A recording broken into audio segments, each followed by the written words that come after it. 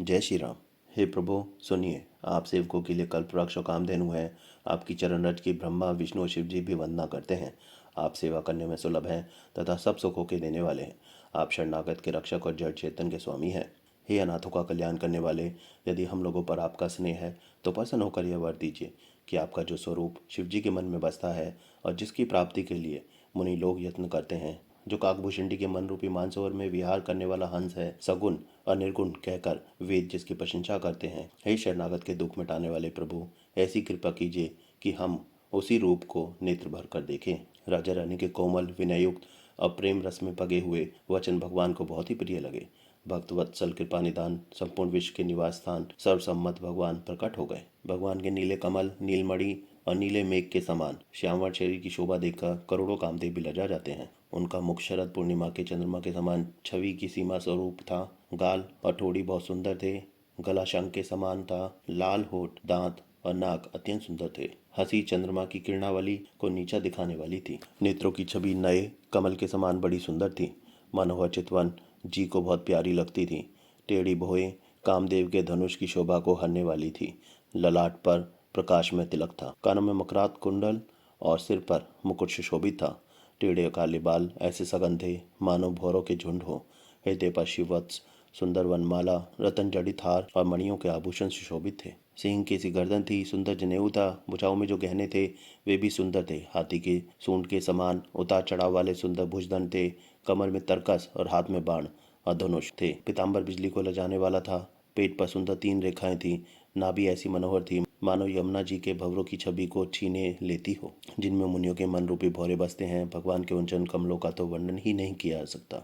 भगवान के बाएं भाग में सदा अनुकूल रहने वाली शोभा की राशि जगत की मूल कारण रूपा आदि शक्ति श्री जानकी जी सुशोभित है, जिनके अंश से गुणों की खान अगणित लक्ष्मी, पार्वती और ब्रह्माणी उत्पन्न होती हैं तथा जिनकी भोग के इशारे से ही जगत की रचना हो जाती है। वही भगवान की स्वरूपा शक्ति श्री सीता जी श्री रामचंद्र जी की बाईं ओर स्थित है। शोभा के समुद्र श्री हरि के रूप को देखकर मनु शत्रुपा नेत्रों के पट रोके हुए एकटक रह गए। उस अनुपम रूप को वे आदर सहित देख रहे थे और देखते देखते अगाते ही नहीं थे। आनंद के अधिक वश में हो जाने के कारण उन्हें अपनी देह की सुधि भूल गई। वे हाथों से भगवान के चरण पकड़कर दंड की तरह भूमि पर गिर पड़े। कृपा की राशि प्रभु ने अपने कर कमलों से उनके मस्तकों का स्पर्श किया और उन्हें तुरंत ही उठा लिया। फिर कृपा निदान भगवान बोले, मुझे अत्यंत प्रसन्न जानकर और बड़ा भारी दानी मानकर जो मन को भाए वही वर मांग लो। प्रभु के वचन सुनकर दोनों हाथ जोड़कर और धीरज धरकर राजा ने कोमल वाणी कही, हे नाथ, आपके चरण कमलों को देखकर अब हमारी सारी मनोकामनाएं पूरी हो गई। फिर भी मन में एक बड़ी लालसा है। उसका पूरा होना सहज भी है और अत्यंत कठिन भी। इसी से उसे कहते नहीं बनता। हे स्वामी, आपके लिए तो उसका पूरा करना बहुत सहज है, पर मुझे अपनी कृपणता के कारण वह अत्यंत कठिन मालूम होता है। जैसे कोई दरिद्र कल्प वृक्ष को पाकर भी अधिक द्रव्य मांगने में संकोच करता है, क्योंकि वह उसके प्रभाव को नहीं जानता, वैसे ही मेरे हृदय में संशय हो रहा है। हे स्वामी, आप अंतर्यामी हैं, इसलिए उसे जानते ही हैं।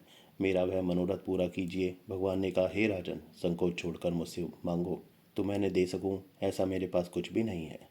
राजा ने कहा, हे दानियों के शिरोमणि, हे कृपा निदान, हे नाथ, मैं अपने मन का सच्चा भाव कहता हूँ कि मैं आपके समान पुत्र चाहता हूँ। प्रभु से भला क्या छिपाना।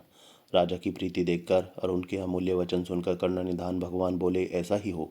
हे राजन, मैं अपने समान दूसरा कहाँ जाकर खोजूं, अतः स्वयं ही आकर आपका पुत्र बनूंगा। शत्रुपा जी को हाथ जोड़े देखकर भगवान ने कहा, हे देवी, तुम्हारी जो इच्छा हो सो वर मांग लो।